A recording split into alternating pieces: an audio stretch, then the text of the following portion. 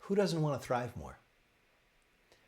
Thriving, from one perspective, is the skillful balancing of self-effort and grace.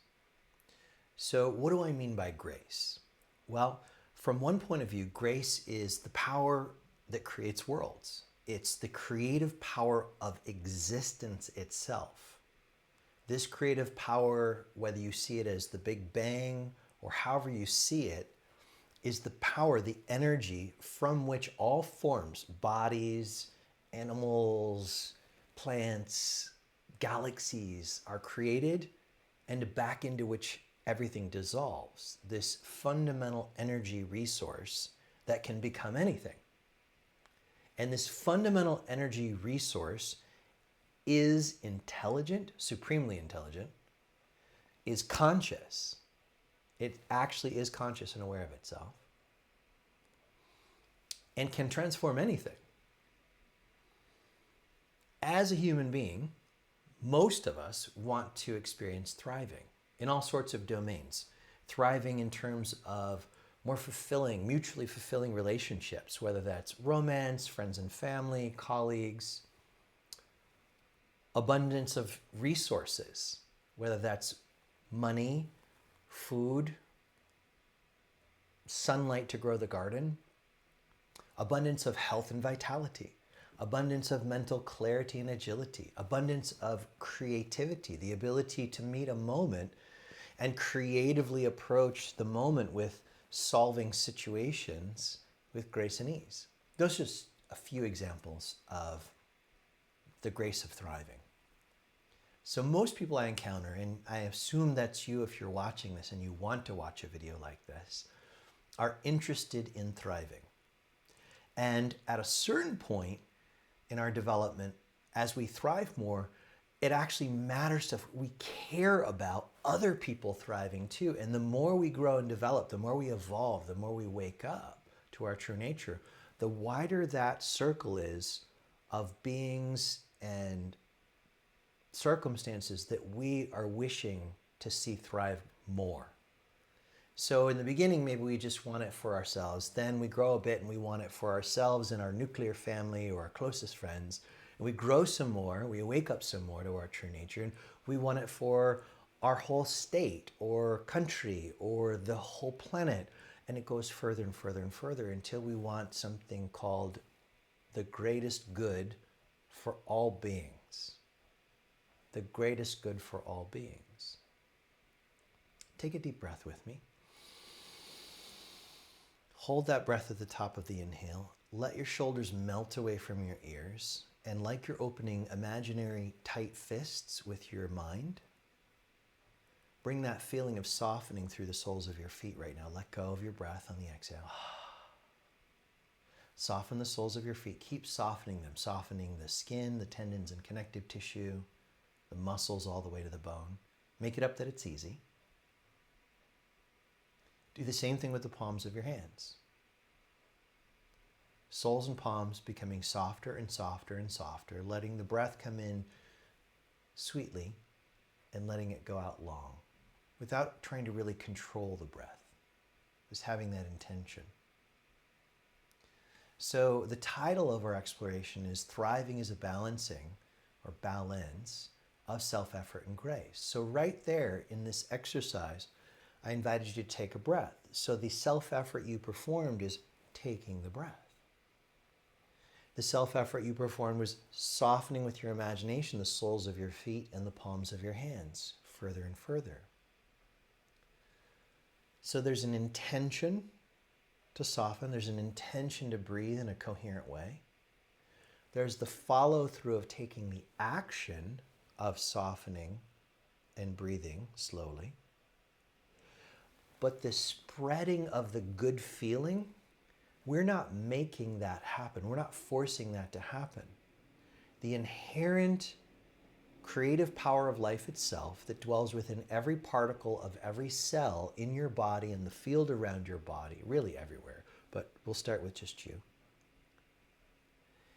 As you release tension, it begins to naturally do what's best. So as you imagine softening the soles and palms, relaxation begins to spread beyond just the soles of the feet and the palms of the hands. As you slow your exhalations, the heart rate slows down, the nervous system moves into greater degree of rest, digest, and reflect, where we can see creative solutions that maybe we couldn't before when we were stressed out. So this is just a light example of thriving as a balancing of self-effort and grace. If we don't do anything, if we don't do our bit, not much is going to happen. It's been said, rightly so, I believe, that grace, really, the power of grace, the creative power of life itself, is actually what's doing everything. So if you can just even imagine right now, if it's not yet your experience, that the one creative power is manifesting right now as you, even though you may not have that full experience. If you could just imagine that the supremely creative, intelligent, all-loving power of life itself is, by extension, manifesting as you right now, and me, and the plant over my shoulder, and everything else. But it's all connected. It's all connected like fingers on one hand. It's all connected. If you look from here, the fingers look separate, right? But if we see the bigger picture, everything is connected. And this is how existence really is. Everything is connected to everything. All possible energy resources, all the different types of energies. You know, there are energies that grow a plant. There are energies that decompose a plant when it's time for that to happen and it to return to becoming soil. There's energies that birth a galaxy. There's energies that create something like a black hole, and the so-called destructive energies that dissolve the forms of the planets in the galaxy back into dust, and then even finer into original creative power. So there's all different flavors of energy. And I'm putting them all under the big heading of grace right now. So there's all different types of energy that you can access as a human being when you know how to apply the right form of self-effort. Like when you're in meditation, I get this a lot from people. They think they're getting sleepy in meditation, which is normal. As we're entering meditation, the breathing pattern can slow down and the body can start to go towards like a sleep state, even though your awareness can remain awake. The tip I give to people when you're noticing a sleepiness in a practice is to deepen and sharpen your inhales. That's going to feed fresh oxygen to your brain. Try it right now. Do a couple of rounds of that. Just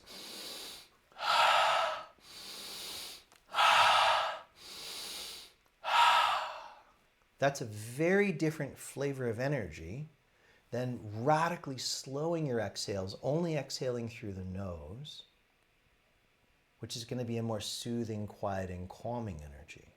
There are so many different flavors of energy and ways to shape and direct energy. So thriving is a balancing of self-effort and grace. What do you want? What do you want? Pick a particular area. Pick a particular area of your life. You know, every New Year's, many people across the planet, I'm one of them, form intentions for the new year. Some people think that just forming the intention is enough. Making a prayer like a request to Santa Claus, to a cosmic dictator deity in the sky or something like this, or maybe not even a dictator deity, but a deity we imagine somewhere out there will bless us by fulfilling our intention somehow magically. That's not quite how it works. We have to be a vibrational match for that which we want to have in our lives. And everything that is in our lives, we are currently a vibrational match for. Mostly unconsciously. So this video is an invitation to be more conscious and to really remind you you can thrive more and more and more and more. So what is the right self-effort to move in the direction of thriving? begin by imagining what thriving, greater thriving could feel like. And I use feel very intentionally. The predominant feelings we're feeling are actively shaping and directing what we attract, what we repel, what we can see, what we don't even notice, how we see. It basically creates lenses of perspective that form how we see any given moment. So our self-effort can be something as simple as softening the body, the 6 points of softening that I teach: soles of the feet, like you're opening fists with your mind, palms of the hands, corners of the eyes, region of the ears, tongue as it rests in the floor of the mouth, and all the muscles of the pelvic floor groin region, and doing that multiple times an hour. That's a form of self-effort that, if that's a new practice to you and you do this consistently for the next just even several days, let alone if you're willing to commit and follow through and support yourself to remember to do it for 30 straight days. You do that for 30 straight days and slow your exhales every time you become attuned to this practice of softening. At the end of 30 days, you're going to notice changes in your life. You're going to notice greater thriving. You're going to notice an increase in intuition. You're going to notice an increase in emotional flexibility, nimbleness, and so many other possibilities. These are just a few examples of balancing self-effort and grace. So now let's just go into a short meditation, just a few minutes. So sit in a way that helps you to feel really dignified and noble, with a long spine, so your head, your neck, and your trunk in a long line, and gently close your eyes. If you're driving, save this portion of the video for later, or pull over and turn off the car. Put it safely in park. So your eyes are closed. You're freshly softening the soles of your feet and the palms of your hands, like you're opening imaginary fists with your mind. You're making it up that it's easy. And you're softening the four corners of your eyes, the inside and the outside corners of your eyes, melting like butter on a hot day. You're softening the region inside and around your ears. You're softening your tongue as it rests on the floor of your mouth, and all the muscles of the pelvic floor groin region. Softer and softer, softening soles, palms, corners of the eyes, region of the ears, tongue, and pelvic floor groin region.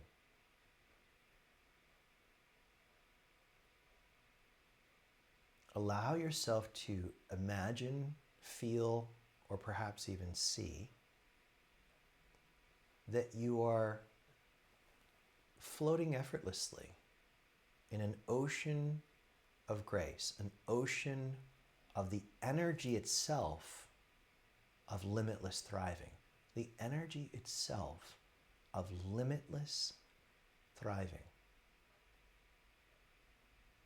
Have the feeling that as you inhale, the inhalations are actually not just coming through your nose, they're coming through all the pores of your skin. That the whole sac of skin holding your body is permeable membrane now. And on the inhales, the inhale comes in from all directions through the whole body, infused with this energy of thriving. It may feel like stillness and silence. It could feel dynamic, like tingling, vibrating. It could feel like color, like the rising of the sun, the rising of thousands of suns. There's no right way to feel. You're just imagining that you're floating effortlessly in an ocean of endless, infinite, thriving energy. And as you inhale, you're breathing it in through all the pores of the body, where it's dissolving tension. And as you exhale, you're releasing doubt. You're releasing bound energy. You're releasing any forms of tension you discover into this ocean of grace, this ocean of thriving that will immediately transform it.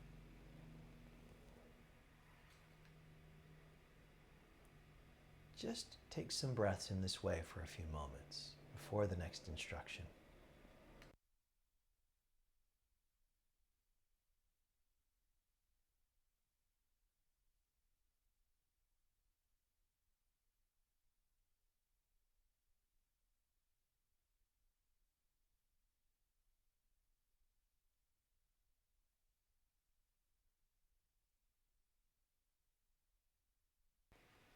To continue deepening this experience, simply soften the 6 points further and continuously. As you are receiving the breath and the energy of thriving, as you are releasing tension, you continue to soften soles of the feet, palms of the hands, corners of the eyes, region of the ears, tongue, and pelvic floor groin region.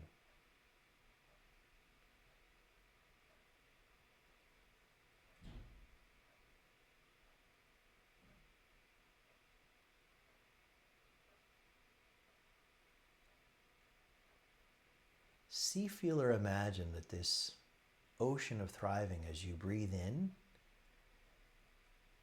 knows how to find any pockets of unworthiness, obvious to you or hidden from your view. And this energy of thriving moves right in with your permission, dissolving the illusion of unworthiness of greater and greater and greater thriving. Your self-effort is to continue softening the 6 points. As you soften, that is you saying yes to the energy of grace, the energy of thriving, dissolving hidden and obvious layers of unworthiness, of greater thriving.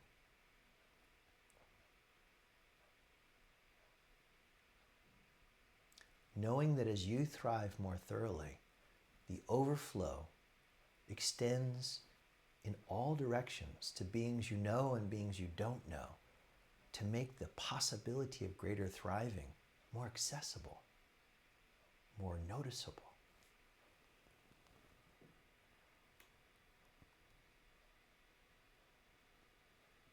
Let's sit for a few more minutes in this way.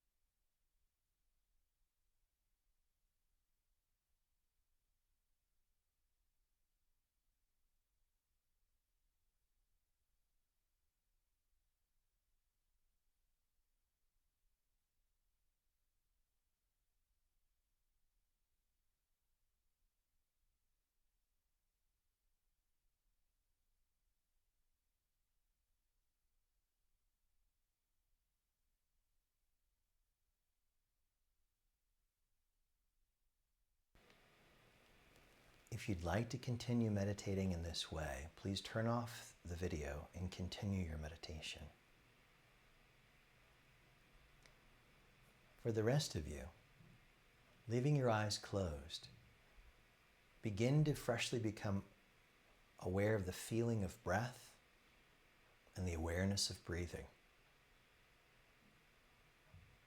Begin to deepen your breath. You can take 3 deep breaths to signal a transition to your body.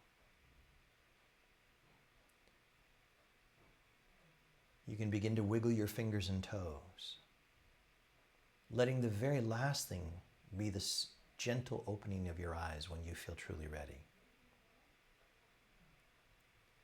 So that's a taste of the practicing of the balance between self-effort and grace. I go so much deeper into this material, with practices and teachings and tools in the Thriving Life Blueprint course. So if you're enjoying this practice, I'll encourage you to click the link below the video and explore this course that is self-paced.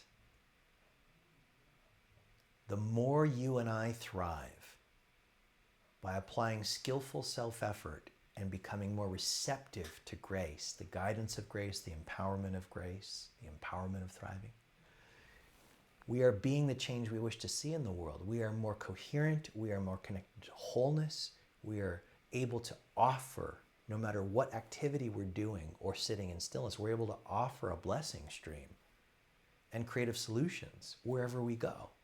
So it really is in the best interest of everyone that you and I thrive more and continue to contemplate seeing the balance of self-effort and grace.